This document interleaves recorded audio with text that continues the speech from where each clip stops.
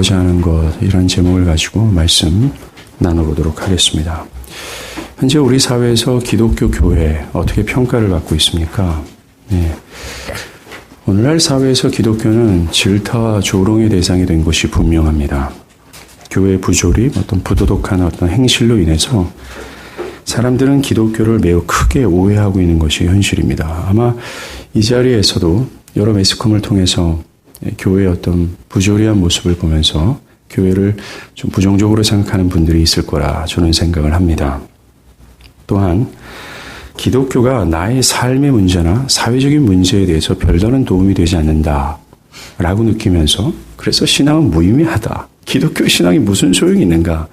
라고 하는 마음을 가지고 기독교를 멀리하는 분들이 있을 거라 생각합니다. 그런데 오늘 저는 여러분의 개인의 삶과 이 사회의 고통의 모든 원인이 기독교와 매우 밀접한 관련이 있음을 가장 기독교적인 메시지를 통해서 말씀드리고 싶습니다.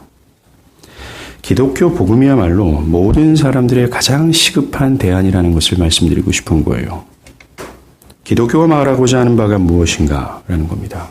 도대체 교회가 이 땅에 그렇게 말하는데 교회가 근본적으로 말하는 것이 과연 뭔가? 그들이 도대체 정체가 무엇인가? 이것을 말씀드리겠습니다. 먼저 기독교는 이 땅의 모든 보편적인 사람들이 매우 비극적인 상태에 놓여 있음을 말합니다. 이것이 기독교가 말하는 가장 첫 번째 메시지입니다. 심지어 그 누구의 힘으로든 또 인간의 힘으로는 이 비극적인 상황에서 벗어날 수 없다고 기독교는 단정짓고 있다는 거예요. 주위를 둘러보십시오. 대부분의 사람들이 안식을 찾아보기는 참으로 힘듭니다. 쉼이 없어요. 고요함이 없습니다. 무엇인가 어떤 쫓기고 있어요. 가만히 있으면 도태될까, 또 버려질까라는 불안감으로 가득합니다. 안정제를 찾아야 됩니다. 수면제를 복용해야 됩니다. 사람들의 정신세계는 미쳐가고 있는 것이 분명합니다. 내일 일을 알 수가 없죠. 직장, 사업, 나의 가정, 나의 자녀. 상당한 불안한 미래를 우리는 살고 있음을 분명합니다.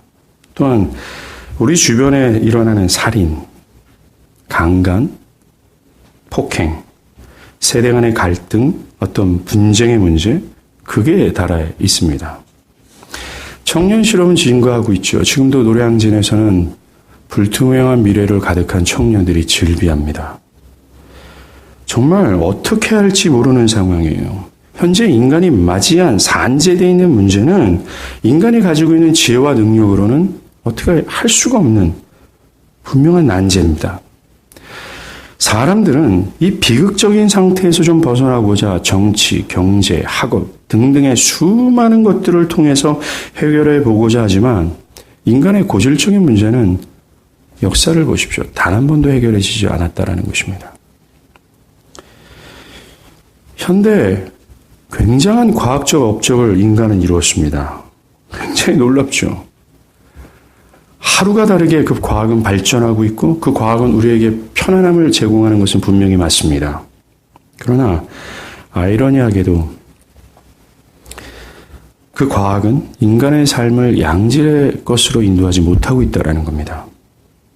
오래전부터 있어왔던 약탈, 살인, 강간, 분열 이런 인간의 특유의 문제는 전혀 사라지지 않아요. 과학은 발전할수록 그 인간 고질적인 문제는 어떻게 되고 있습니까? 더욱 악화되고 있는 것이 현실입니다.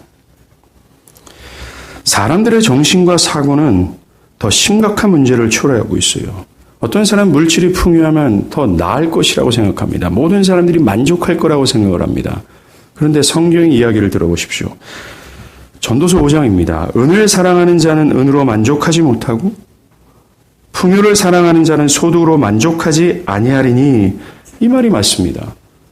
돈으로 자신을 만족해 하고자 수고하는 사람들은 결코 돈으로 만족하지 못하고 있다는 걸 우리는 알 수 있다는 것입니다. 우리 개인의 삶은 어떡할까요? 한번 진실하게 나의 개인의 삶을 한번 돌아보십시오. 매우 비극적인 사실인 것을 인지하게 됩니다. 어떤 행복, 어떤 기쁨, 한순간에 신기루처럼 사라져버리는 것, 그게 우리의 현실 아닙니까? 지금의 기쁨과 지금의 평안이 언제 들이닥칠 모르는 불행과 슬픔으로 이것이 사라질 수 있다라는 불안감으로 우리는 살아가고 있는 것이 분명합니다. 지금의 풍요와 안전이 영원하다 말할 수 없어요. 불안정합니다. 예, 그렇습니다. 그리고 더 비극적인 것은 사람들은 아직까지 이 죽음의 문제를 해결하지 못하고 있다는 겁니다. 어린아이가 태어나서 살아가는 인생 전체가 죽음을 향해서 질주하는 것이다라고 말할 수밖에 없다는 거죠. 이것이 사람들이 처한 현실입니다. 여러분의 삶의 진실이 바로 이런 것이라는 거죠. 난제입니다. 무서운 결핍이죠. 이 결핍은 그 누구도 어떤 방법으로도 해결할 수 없다는 것이 역사가 말하고 있다는 겁니다. 인간의 긴 역사 가운데서 이것을 해결한 역사가 없다는 것을 여러분들 아십니까? 세계사를 공부해 보십시오. 정치사든 경제사든 단 한 번도 없다는 겁니다. 우리는 굳이 이것을 애써 생각하지 않아도 됩니다. 이것이 사실이기 때문에 그렇습니다. 오늘 우리가 읽은 이 성경에 나오는 나면서부터 못 걷는 사람들 한번 보십시오. 안진뱅이를 한번 보십시오. 얼마나 불쌍합니까? 2다리의 세포가 다 죽어 있어요. 그는 자신의 의지에 따라 걷지 못합니다. 자신이 원하는 대로 이동할 수 없어요. 불행합니다. 그런데 더 큰 문제는 그는 자신의 불행을 자신의 힘으로는 해결할 수 없는 처지에 있다는 거죠. 이 사람이 누구를 예시해주고 있는지 아십니까? 바로 오늘날 모든 보편적인 사람들의 상태를 말해주고 있다는 거예요. 모든 사람들은 이렇게 죽어 있어요. 이들의 당면한 이 처지가 바로 이런 사람과 같다는 겁니다. 비극적이라는 거죠.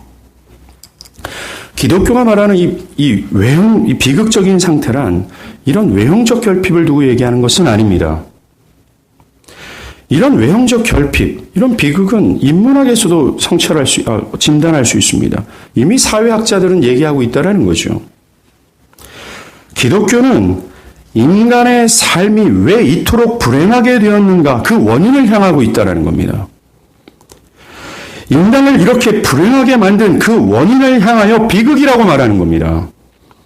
그리고 이 기독교는 그 원인을 사람들에게 직시하도록 한다는 거죠. 보십시오. 지금의 모든 불행의 원인이 바로 이겁니다. 이것이 진짜 비극입니다. 다른 비극이 아닙니다. 이 사회의 온갖 고통과 압제와 모든 고통의 모든 것의 원인이 바로 이겁니다. 라고 기독교는 얘기하고 있다는 거죠. 그리고 그것을 사람들에게 직시하도록 만든다는 겁니다. 비극의 진정한 실체가 무엇인지 아십니까? 모든 사람들의 이 사회적 고통을 만들어내는 원인이 뭔지 아십니까? 그것은 바로 인간이 하나님을 떠나 있는 상태, 바로 그것이라는 거죠. 그것이 비극이며 그것이 불행의 원인이라는 것입니다. 이 세상은 처음부터 그렇지는 않았습니다. 하나님께서 말씀으로 창조했던 그 세상, 첫 세상은 It's perfect 할 정도로 가장 완전했어요. 모든 아름다움이 있었습니다. 모든 것이 균형이 있었고 조화로웠다라는 거죠. 어떤 고통도 없었습니다. 하나님은 인간에게 가장 존귀와 영광스러움을 줬어요.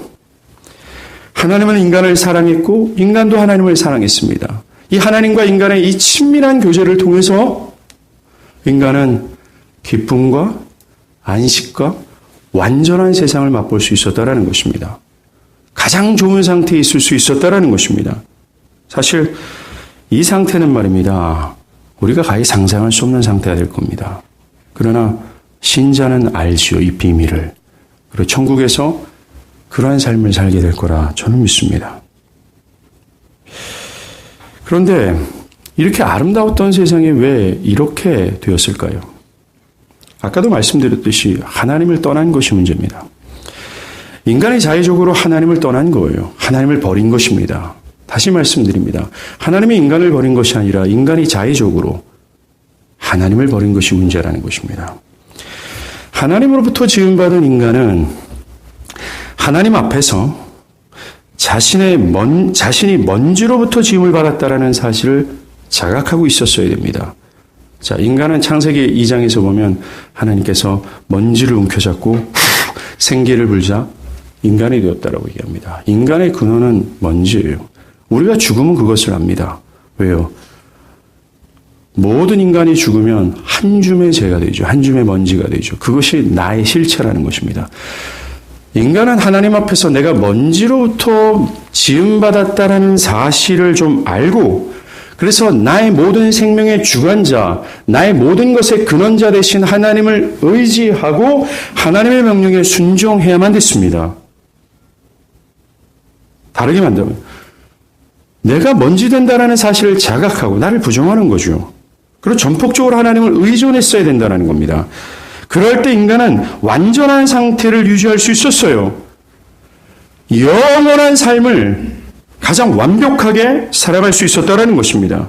그런데 인간은 영원하신 하나님을 버리고 자신이 하나님 되어보고자 했던 겁니다.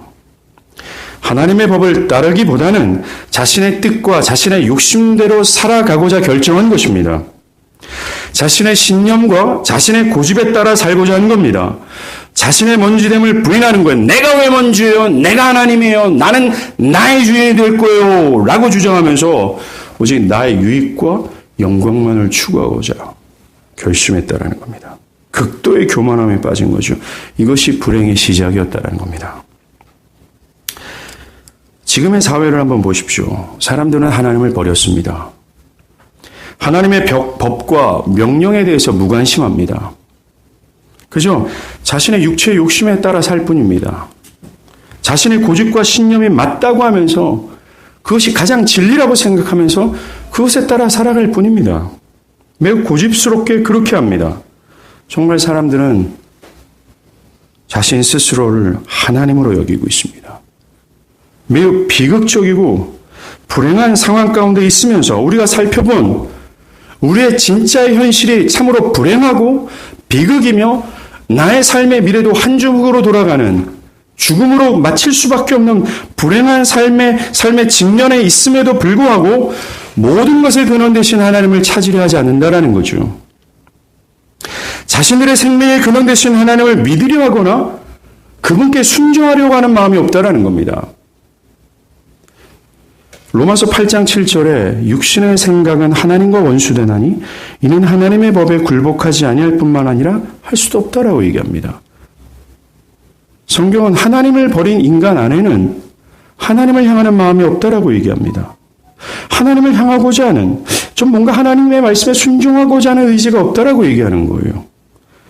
그들에게 남아있는 의지 뭡니까? 오직 자기의 유익과 영광만을 위한 선택과 결정을 하는 의지만 남아있다라고 얘기합니다. 자신의 미래의 안녕과 평안을 위해 선택하고 결정하는 의지만 있는 거예요. 자녀를 양육하는 것도 마찬가지 아닙니까? 여러분들도 자녀를 양육하면서 얼마나 쥐잡듯이 자녀가 공부하기를 몰아붙였는지 여러분들 기억하시잖아요. 네.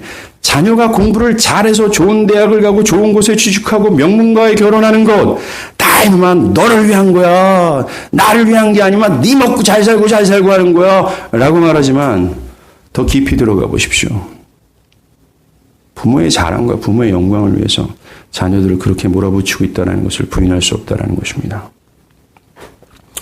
지금 모든 사람들이 미치도록 살아가고 있는 가장 주된 목적이 뭔지 아십니까? 바로 나입니다. 나의 영광, 나 보호하기, 나 주장하기라는 거예요. 어떤 사람들이 사회에 많은 돈을 기부했습니다. 기부하는 가운데도 그 내면 깊숙한 곳에는 사람들이 나를 알아주길 바라고 내가 무언가 뿌듯한 거예요. 심지어 교회 안에 있는 사람들도 마찬가지입니다. 자기의 유익과 영광을 위해서 하나님을 믿는 사람들이 많다라는 겁니다. 내가 목사님 제가 미쳤습니까? 교회를 가게? 교회 가는 이유는 단 한 가지입니다. 내 자식 잘 되고 건강하기 위한 겁니다. 다 자기 유익이라는 거죠. 이것이 어떤 모습인 줄 아십니까? 바로 퇴치의 인간이 하나님을 버리고 스스로 하나님 되고자 했던 그 타락한 모습이 지금도 온 세상 가운데 만연해 있다는 거예요. 만약에 여러분들 그러하다면 여러분들도 이 불행의 원인이 된 이 죄 가운데 있다는 것을 기억하길 바랍니다. 사도 바울은 이러한 인간의 상태를 죄와 허물로 죽었다라고 진단하는 겁니다. 기독교는 이것을 매우 소리 높여 외치고 있어요. 모든 보편적인 인간이 죄로 인해 죽었다라고 얘기하는 겁니다. 이것이 바로 결핍과 불행의 원인이라고 얘기하는 겁니다. 하나님을 버리고 내가 하나님 되어 하나님의 영광이 아닌 나의 유익과 영광만을 추구하면서 헐떡이는 거예요. 그러나 우리는 압니다. 내 유익과 영광을 위해서 헐떡이며 미치도록 달려가고 있지만 우리가 앞에서 살펴본 것처럼 결코 우리의 삶에는 영광과 아름다움과 안식이 없다라는 거예요. 불안과 불행과 이게 우리의 현실이라는 겁니다. 마태복음 9장이에요. 예수님께서 중풍병자를 고치시는 장면이 나옵니다. 중풍병자가 침상에 누워있을 때 예수님은 그에게 소자야 네가 죄사함을 받았느니라 라고 얘기합니다. 아니 중풍병으로 누워있는 그 사람에게 말해야 될 게 뭡니까? 소자야 네 병이 나았다. 일어나 걸어라 라고 말해야 되는 거 아닙니까? 근데 예수님은 죄를 거론하고 있어요. 그러면서 네 죄가 사함받았다라고 얘기합니다. 그러자 무슨 일이 일어납니까? 일어나 걷는 겁니다. 죄를 사했다고 하는데 그가 죄에서 자유케 되는, 뭔가 병에서 자유케 되는 거예요. 저주에서 자유케 되는 겁니다. 이것이 무엇을 말하는 줄 아십니까? 죄가 모든 인간의 고통이라는 것을 보여주는 거예요. 그 고통이 되는 원인이 되는 이 죄를 해결하자 이 고통의 저주에서 해방되는 것을 보여주는 겁니다. 죄사함이 모든 고통의 해결이라고 얘기하는 겁니다. 이 죄를 사함받는 것, 죄사함이 모든 보편적인 인간의 가장 시급한 사안이라는 것을 말해주는 거예요. 이것은 여러분에게도 마찬가지입니다. 여러분에게도 가장 시급한 사안이 뭔지 아십니까? 내일 있을 프로젝트가 아니라는 거예요. 사랑하는 여러분, 2000년 전에 십자가에서 죽은 그 그리스도가 하나님의 아들이라고 얘기합니다. 그분 하나님이었고 성경에서 증거하기는 그가 온 세상을 창조했다라고 얘기합니다. 그분은 영광스러운 하나님이시며 영광스러운 주의 주예요. 하나님은 온전히 그리스도는 하늘의 보좌에서 앉으셔서 모든 천군 천사의 영광을 받고 찬미를 받으며 가장 안락과 안식 가운데 있어도 되는 그러한 분이었습니다. 그런데 그분께서 2000년 전에 베들레헴이라는 그것도 말 밥통에 누우셨다라는 거예요. 가장 극한의 상황 가운데 내려가셨다라는 겁니다. 그리고 가장 익스클루시브한 가장 극한의 고통을 경험하면서 십자가에서 죽으셨다는 겁니다. Why? 우리는 이것을 얘기해야 돼요. 2000년 전의 십자가는 지금도 우리에게 외쳐대고 있습니다. 뭐라고 외쳐대고 있어요? 사랑하는 여러분, 주님께서 그렇게 오셔서 십자가에서 죽은 이유는 우리의 죄사함 때문에 그랬다는 겁니다. 그 죄사함의 문제가 그렇게 시급하기에 그 영광의 하나님께서 이 땅에 내려오셔서 그렇게 목숨 바쳐 우리의 죄사함을 위해서 죽으셨다는 거예요. 우리는 이것을 들어야 됩니다. 교회만 들어야 되는 것이 아니죠. 온 세상이 이것을 들어야 되는 겁니다.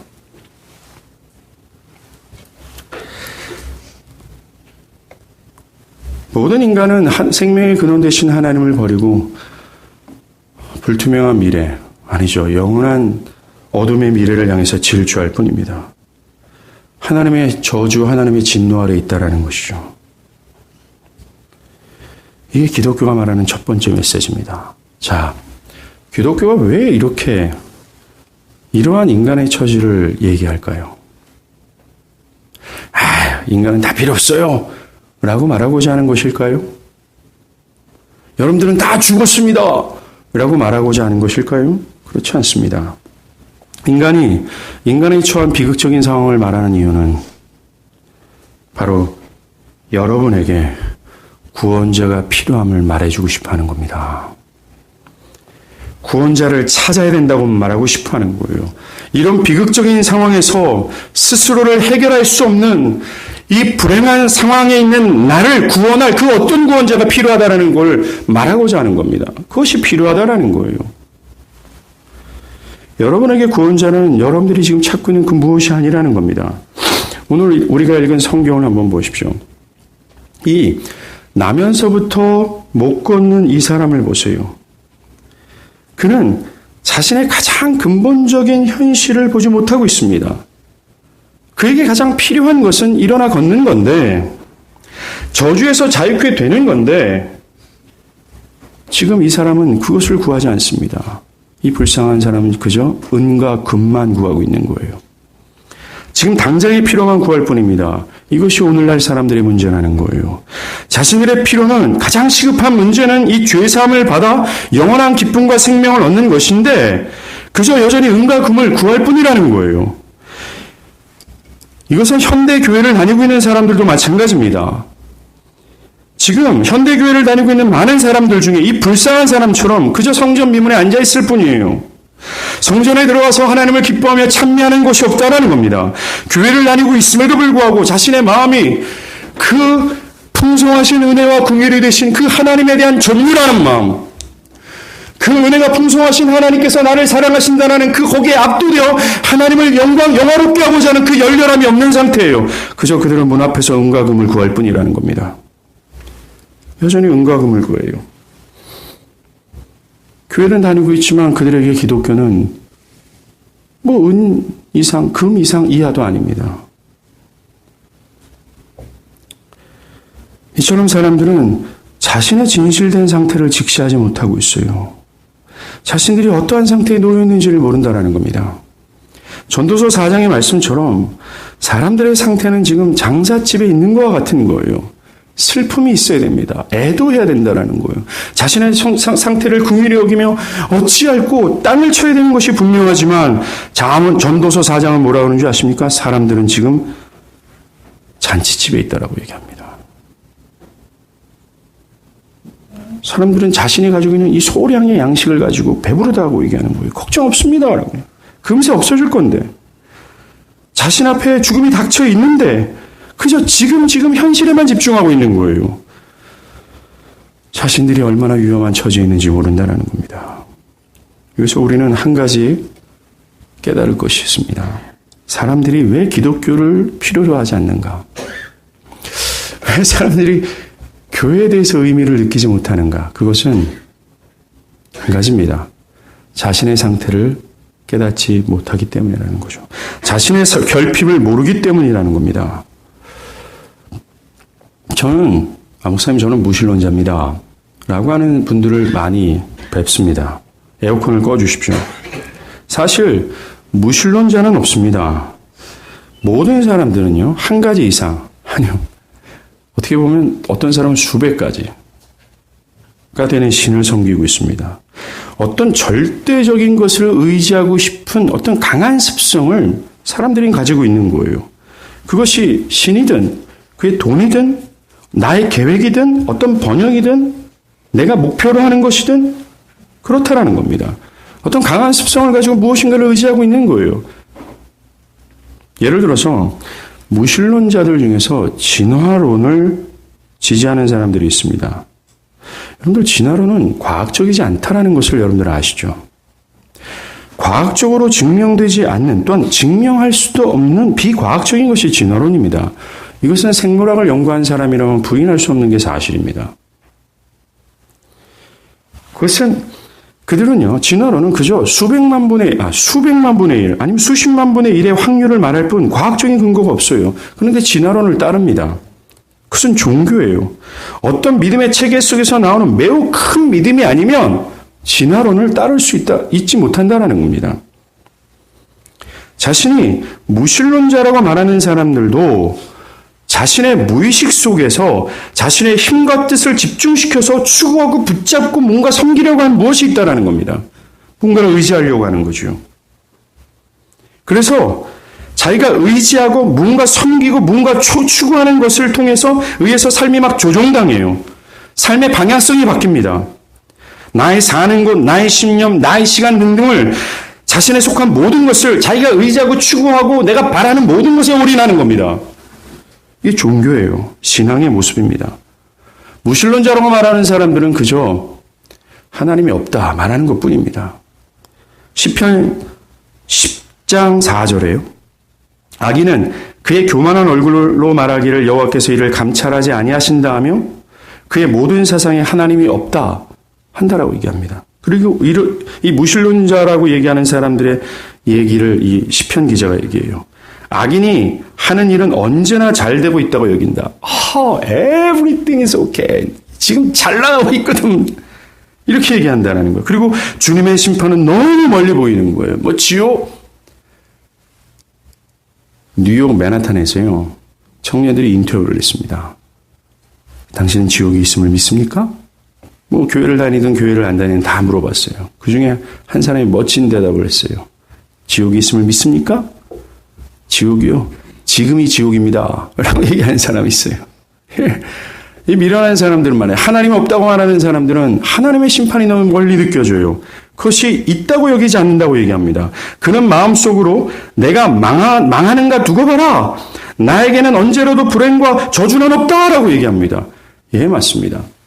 지금 상황이 비극적이고 불행의 상황 가운데 처해 있음에도 불구하고 나에게는 그런 것이 없을 것이다 라고 얘기합니다.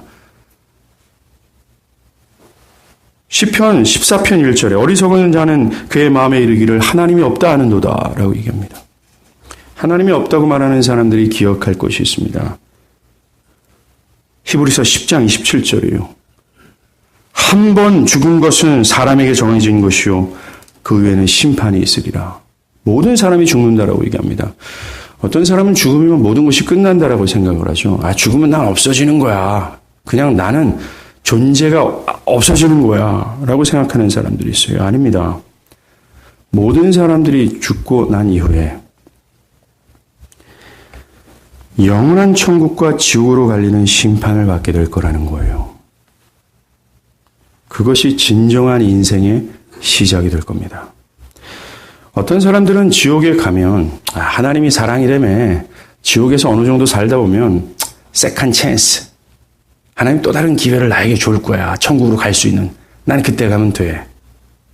성경은 그렇게 말하지 않습니다. 하나님의 공의는 영원합니다. 자, 그렇다면 대안은 있을까요? 이런 불행과 이 결핍의 상황에서 뭔가 탈출구가 있을까요? 인간을 불행에 빠뜨리는 이 죄 문제를 해결할 대안이 무엇일까요? 그것은 오직 기독교만 가지고 있습니다. 여기에서 기독교가 편협하고 독선적인 종교라고 손가락질을 받는 거예요. 왠지 아십니까? 기독교는 우리가 앞서 살펴본 인간의 처한 불행한 상황의 유일한 대안이라고 얘기를 하는 겁니다. 사도행전 4장 12절이죠. 다른 이로서는 구원을 얻을 수 없나니 천하 인간의 구원을 얻을 만한 다른 이름을 우리에게 주신 일이 없다라고 얘기합니다. 결코 다른 것이 존재하지 않는다라고 얘기해요. 인간의 처한 이 비극적인 상황에 대안은 없다라고 얘기합니다. 오직 이것뿐이라고 얘기합니다. 이것만이 충분하다고 얘기합니다. 그러나 이것은 편협한 사고라고 말할 수 없습니다. 오히려 건전한 사고죠. 민감하고도 합리적인 사고방식을 소유하는 겁니다. 저는 죽음에서 살 길을 제시하는 것이 편협한 생각이라고 생각하지 않습니다. 기독교 신앙은 우리가 살펴본 이 인간의 처한 불행한 상황의 유일한 대안이에요. 기독교가 말하는 이 복음, 이 하나님의 말씀은 이 세상의 수많은 이론 중에 하나가 아닙니다. 철학 중 하나가 아니라는 거죠. 이것은 아주 독특한 것이고 유일한 것이라는 겁니다. 역사를 한번 보십시오. 어떤 것이 인간의 이 가장 근본적인 문제를 지적하고 이것에 대안을 준 무엇이 있습니까? 헬라 철학자들도 없었습니다. 법률 체계가 가장 뛰어났던 로마 제국도 못했다라는 거예요. 오늘날의 정치를 보십시오. 권력을 가진 사람들을 보십시오. 모두가 실패하고 있습니다. 우리는 새 정부가 들어왔다라고 무엇인가를 기대하고 있습니다. 뭔가 더 나아질 거라는 걸. 그러나 우리도 알지 않습니까? 수많은 정권이 바뀌었습니다. 어떨 때는 피로 그 정권을 잡았고 어떨 때는 악재를 통해서 그 정권을 잡았어요.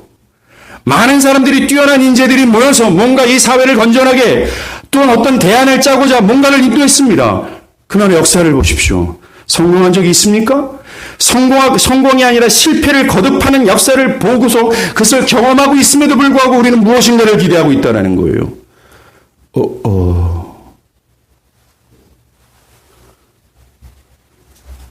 오직 기독교만이 그 확실한 대안을 말해주고 있다는 거예요. 이 유일한 대안은 한 가지입니다. 바로 예수를 믿는 길뿐이라는 거예요. 왜 예수를 믿어야 되는가? 예수만이 모든 불행의 원인이 되는 이 죄를 해결했기 때문에 그렇습니다. 그분만이라는 거죠. 우리가 이것을 이해하기 위해서는 십자가를 좀 거론해야 됩니다. 십자가는 죄인을 사랑하시는 하나님의 사랑이 있어요. 여러분들이 십자가를 통해서 하나님의 사랑을 깨달았다면 하면서 전율하게 될 겁니다. 이 십자가는 그 하나님의 은닉되어 있는 풍성한 사랑을 끓어오르는 마중물과 같은 겁니다. 샘을 터뜨리고 의인이 아닌 죄인을 전혀 변화될 것 같지도 않은 이 부도덕하고 비영적이고 하나님을 따르기보다는 오직 나 자신이 하나님 비어서 하나님을 지속해서 반역하고 살아가고 있는 이 죄인들을 사랑하시는 그 무궁하신 하나님의 은닉되어 있는 하나님의 사랑을 일순간에 터뜨린 게 십자가라는 거예요. 근데 십자가는 원래 가장 극악한 죄수를 사형에 처하는 형틀이었습니다. 십자가는 원래 페르시아 제국이 만들었습니다. 근데 너무나 잔인해가지고 이 페르시아 제국이 사용을 안 했어요. 근데 그 다음 제국이 누구죠? 로마입니다. 이 로마가 이것을 제도화했다는 겁니다. 이 십자가는요, 양손 양발에 못을 박는 겁니다.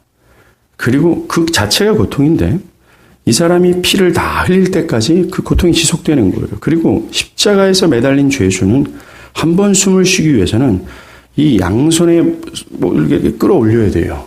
그래야 숨을 쉴 수 있습니다. 왜냐하면 허파가 눌려있기 때문에 그래요. 한 번 숨을 쉬는 것 자체가 고통이었으면 살아있는 것 자체가 고통이 바로 십자가였다는 겁니다. 대부분의 죄수들은 피를 서서히 흘리기 때문에 그 익스클루시브한, 이 굉장히 극악한 고통을 거의 일주일 동안 버티는 거예요. 때로는 맹금류가 찾아와서 이 죄수의 눈을 파먹고 살점을 뜯어먹습니다. 아무런 저항하지 못하죠. 너무나 큰 고통이기 때문에 이 십자가 밑에는요, 대소변, 죄수의 대소변으로 가득해요. 추악합니다. 냄새나는 거죠. 고통이고 부르짖음입니다. 그리고 너무나 고통스러우니까 죄수들의 입에서는 욕만 나오는 거예요. 그리고 이 십자가 형틀은 요즘 백화점에 사람이 제일 많잖아요. 가장 사람들이 많이 지나다니는 그곳에 세워졌습니다. 울부짖음이 있는 거죠. 예수님 또한 자신이 어떠한 죽음 가운데 죽게 될지 미리 아셨습니다. 십자가에서 죽기 바로 전날 밤입니다. 그는 겟세마나에서 하나님께 간구합니다. 그가 이 십자가를, 이 고통을 견디면서 하나님의 뜻을 수행하기를 그 그리스도는 바랬다라는 거예요.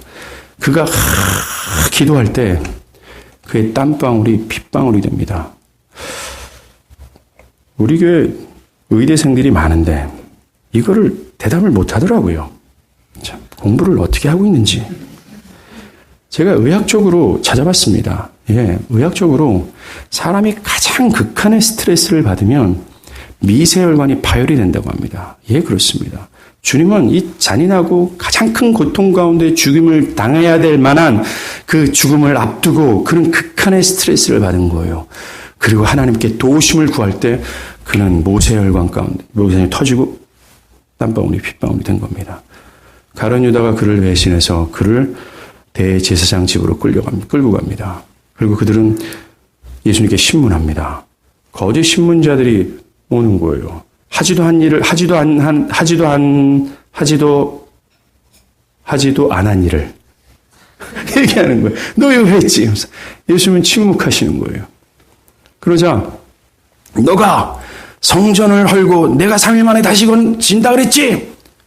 주님은 남성답게 얘기합니다. 네가 그랬다. 네 말이 맞다라고 합니다. 그때 하소, 노예 중에 가장 낮은 노예가 예수님의 뺨을 치고 집단으로 구타를 당합니다. 예수님의 온 육체는 벌겋게 부을렀어요. 아니면 갈비뼈가 부러질 수도 있겠죠.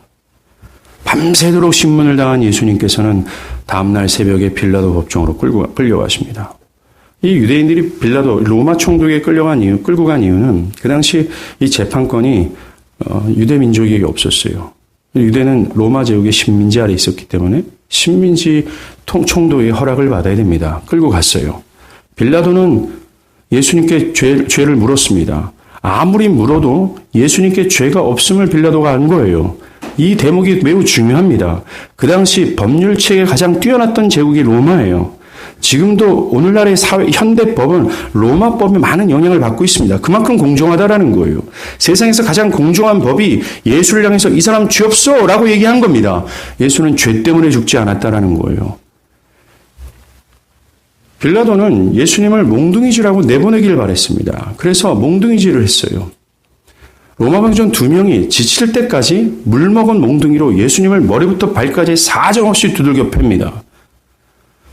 두개골이 파열될 수도 있고 뼈가 유골될 수도 있고 가죽이 찢어질 수도 있었을 거예요. 예수님은 인내하셨습니다. Why? 그걸 조금 이따 볼 겁니다. 예수님은 도살장으로 끌려가는 어린 양처럼 입을 열지 않았다라고 얘기합니다. 그는 견뎠다라는 거예요. 그 고통을 견뎠고 그 고난을 버티고 있었다라는 것입니다. 왜요? 그 고난을 버텨야만 됐기 때문에 그렇습니다. 그 고난을 참아야 됐기 때문에 그렇습니다. 그리고 빌라도는 그를 내어주기로 했지만 이스라엘 사람들이 그렇게 원하진 않아요. 십자가에 못 박으라고 얘기합니다. 빌라도는 채찍질하고 명합니다. 로마의 채찍은 가죽끈으로 되어 있었어요. 가죽끈 끝에는 이 짐승의 뼈나 납덩어리가 붙어 있습니다. 죄수를 향해서 때리면 그 납덩어리와 짐승의 뼈자국 때문에 살갗을 찢어냅니다. 로마의 채찍은 때리기 위한 목적이 아니라 살점을 뜯어내기 위한 목적이었죠. 예수님은 몸이 갈기갈기 찢깁니다. 그 채찍을 때문에 사람들의 내장이 보일 정도까지 흠이 깊이 파인다라고 얘기합니다. 이 정도 되면 예수님은 살 소망이 없습니다. 그때도 그는 견디어냈습니다. 그리고 25km 정도 아니면 30km 정도의 십자가를 지고 예루살렘 성 밖에 있는 골고다로 향합니다. 저는 자신의 죽을 자리를 찾아가고 있는 거예요. 그리고 골고다에 도착한 예수님은 양손 양발에 약 15cm 정도 되는 이 강철의 못으로 양손 양발에 못이 박힙니다. 그리고 그는 걸립니다. 그리고 그는 가장 흉악한 죄수로 취급을 받으면서 고통을 견뎌내시는 거예요. 몇 시간이 흐르자 온 세상에 암흑이 찾아옵니다.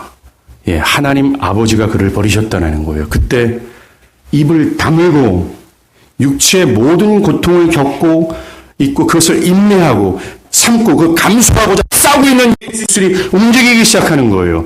엘리 엘리 나마 사막다니 나의 하나님 어찌하여 나를 버리십니까? 라고 하면서 소리치는 겁니다. 주님이 견디고 정말 못 참는 더 이상 버틸 수 없는 아픔이 한 가지예요. 바로 하나님 아버지가 그를 버리는 거예요.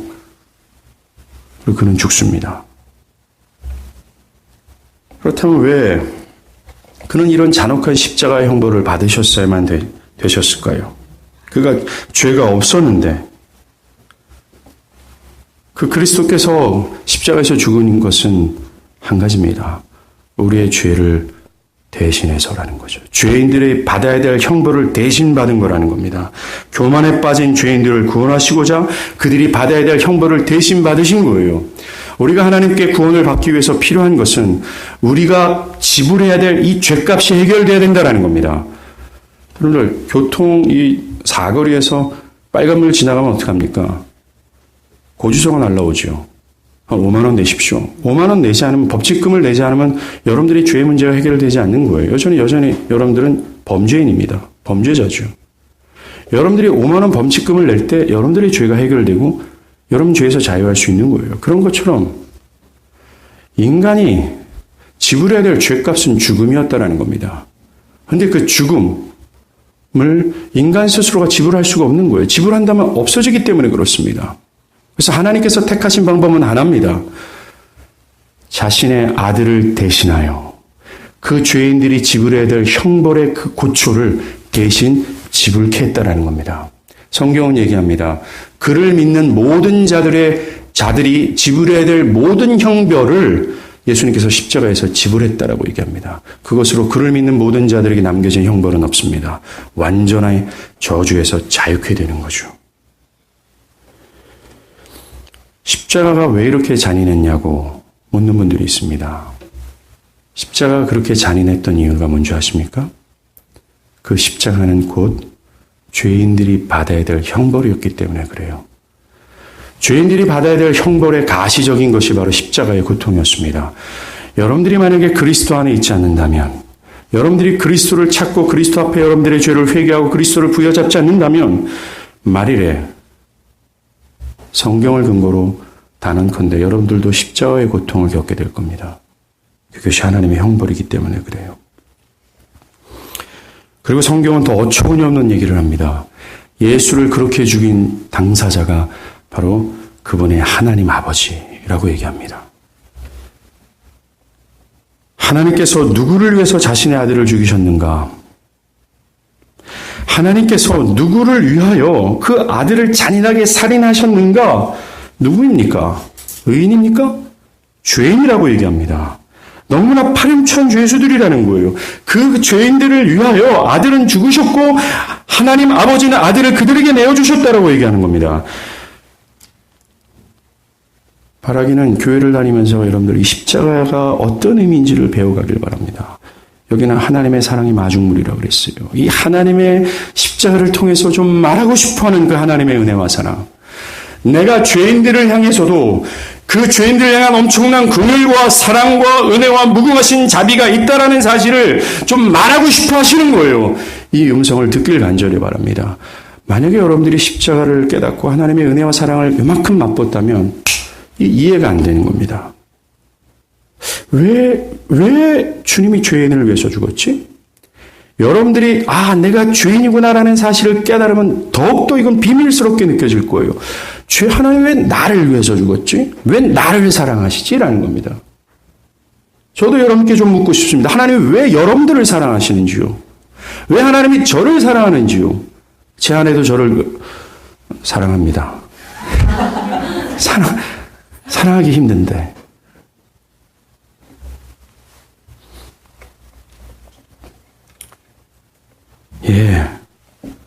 모든 사람들의 불행의 원인이 되는 이 죄의 문제를 해결하기 위한 유일한 길은 죄인을 위해서 십자가에서 죽으신 예수를 믿는 길뿐이라는 겁니다. 오늘 본문의 안진뱅이가 어떻게 일어납니까? 지나가던 교회가 그를 향해서 말하지 않습니까? 은과 금은 내게 없거니와 라고 얘기해요. 지금 이 안진뱅이는 자신의 근본적인 필요를 구하지도 않고 있어요. 자신의 근본적인 필요를 상상조차 못하고 있습니다. 그는 지금 은과 금을 구할 뿐이에요. 돈과 명예와 섹스와 쾌락과 권력과 학위와 더 좋은 직장과 더 어떤 나은 풍요를 막 구하고 있습니다. 그런데 교회가 뭐라고 얘기하고 있어요?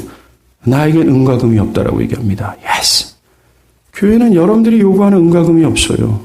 그래서 줄 수 없습니다. 여러분들이 원하는 건강, 돈, 탄탄한 직업, 사업의 번창, 만사형통을 못 준다라고 얘기해요. 그런데 지금 교회가 뭐라 그래요? 은과 금은 내게 없거니와 내게 있는 것을 내게 주노니 내게 있는 것을 내게 주노니 나사렛 예수 그리스도의 이름으로 일어나 걸으라 라고 얘기했습니다. 교회는 뭘 가지고 있다라고 얘기해요? 그리스도를 가지고 있으며 그 그리스도가 역사하고 있는 것을 가지고 있다고 얘기하는 겁니다. 죄 가운데 자신의 필요도 알지 못한 채 죽어가고 있는 그 영혼을 살릴 수 있는 그 예수, 그를 일으켜서 죄에서 이 죄의 저주에서 자유케 될 그 능력이 역사되고 있음을 교회가 가지고 있다라고 얘기하는 겁니다.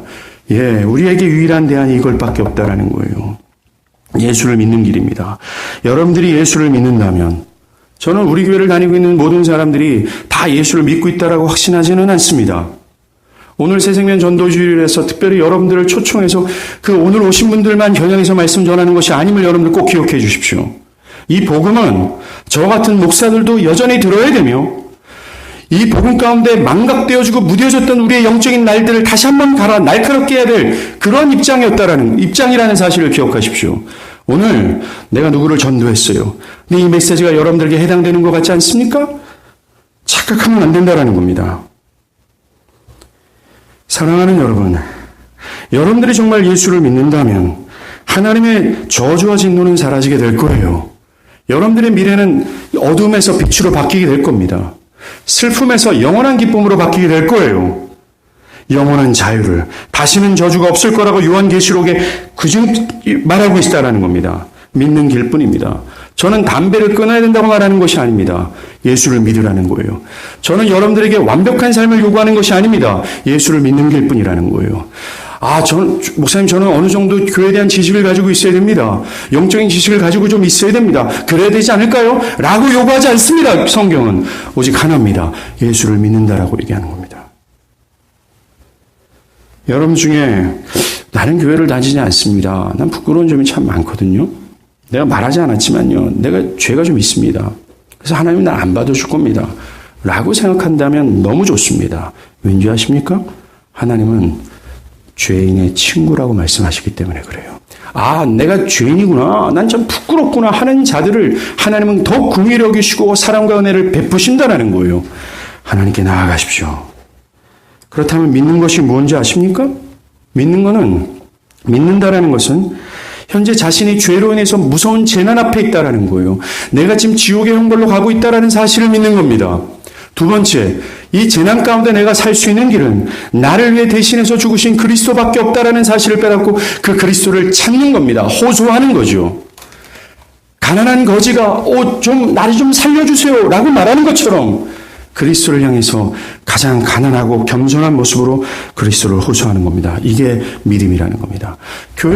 기독교는 다른 것을 요구하는 것이 아닙니다. 한 가지만을 요구한다는 거예요. 이 믿음이라는 것입니다.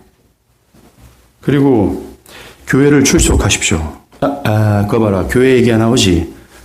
사랑하는 여러분, 교회를 다니는 것은 성경의 가르침이라는 사실을 아십니까?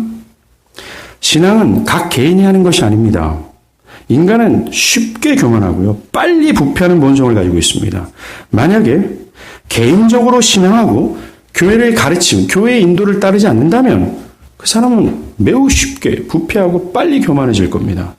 예수님께서 마태복음 16장, 18장, 28장에서 교회의 중요성을 강조하며 모든 신자된 자는 교회의 몸이 되어 그의 가르침을 따르라고 명령하고 있다는 것입니다. 어떤 사람이요?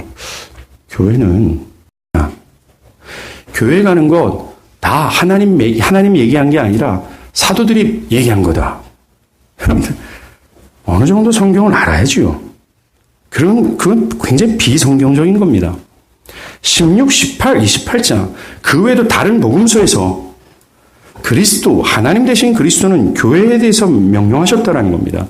사도 바울도 고린도전서 5장에 교회에 속하는 것에 대해서 강조하고 있다는 겁니다.